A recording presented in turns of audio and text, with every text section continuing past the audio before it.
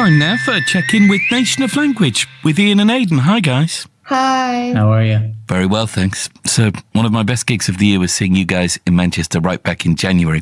Can you remember that night? Yes, because that was one of our favorite gigs of the year as well.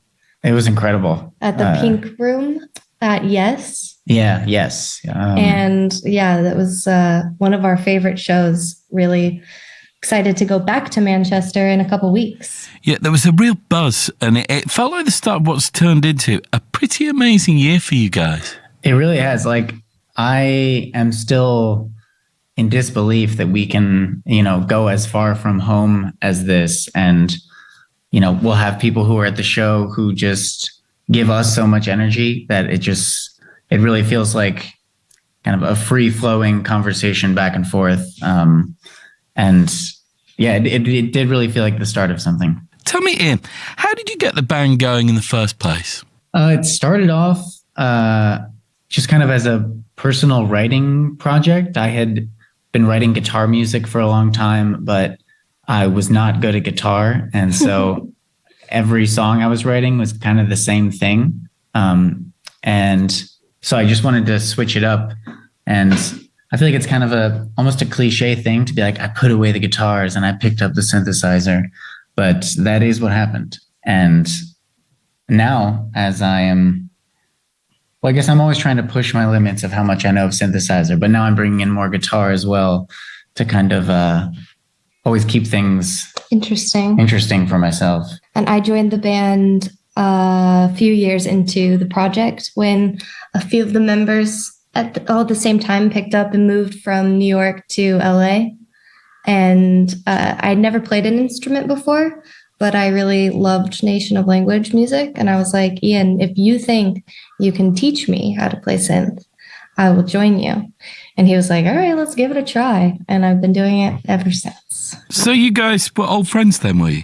We were together at that point already. Mm-hmm. We had met when I was in another band, and we were opening for the Wombats actually in Kansas City. And she went to see the Wombats and, got there early enough to see us opening. And so we got to talking, and then they brought my band on tour when they did another US tour, like quickly after that. So we got to go through Kansas City again. And then this band actually got to open for the Wombats. So I had some very good stage banter because it was not long after we got married, I believe. Yeah. I had no idea that you had a relationship with the Wombats. They're flying. Yeah, they are the best, the sweetest people. It's always like so amazing and inspiring to us that every time we see them, the crowds get bigger. But I mean, I understand it because they're so talented and they just keep pumping out new, amazing bops. So I first got into you guys because I love your OMD sound. We've talked about it before.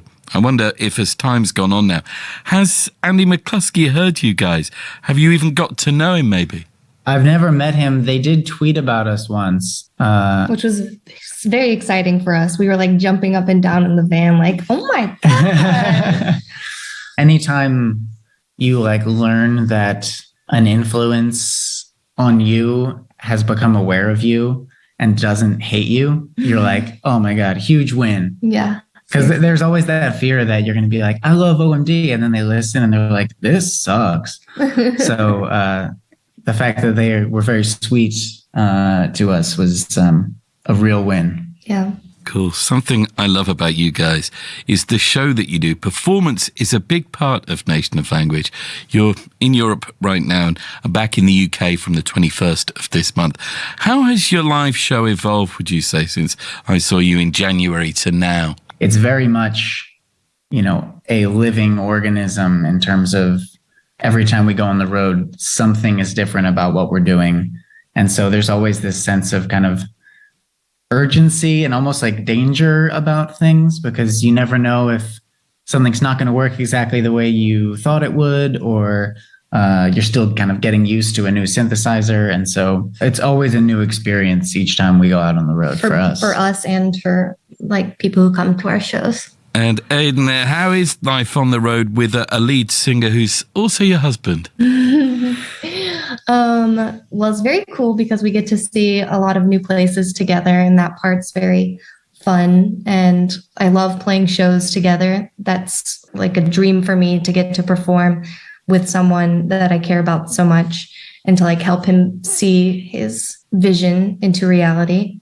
But it can also be very sad when things go wrong and you're like seeing the person that you love the most crushed under the weight of whatever it may be. So it's a pretty much a roller coaster, but I'd say 90% really fun. That was a script I was holding up for her, by the way. Ian, when will you have a new album out?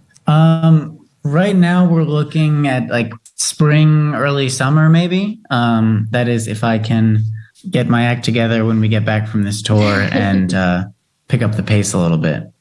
All right, looking forward to it. In the meantime, you've put out a single. This is From the Hill. Thank you so much, Ian and Aidan from Nation of Language. Cheers, guys. Cheers. Thank you. Thank you.